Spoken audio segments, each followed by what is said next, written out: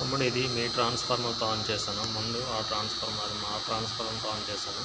ఇది మీది. Compressor on అవుతుంది.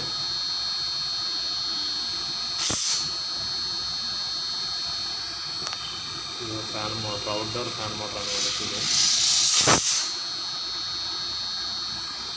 Outdoor fan motor, indoor fan motor.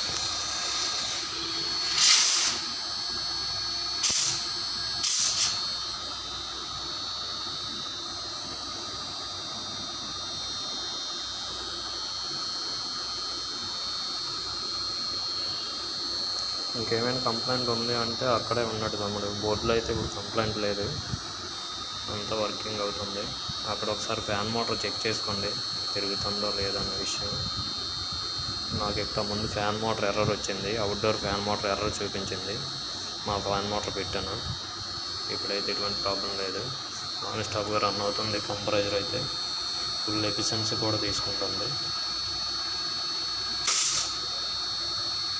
బోర్డులో కంప్లైంట్ ఉంటే ఫుల్ ఎఫిషియన్సీ తీసుకున్నప్పుడు ఆగిపోవాలన్నమాట బోర్డు.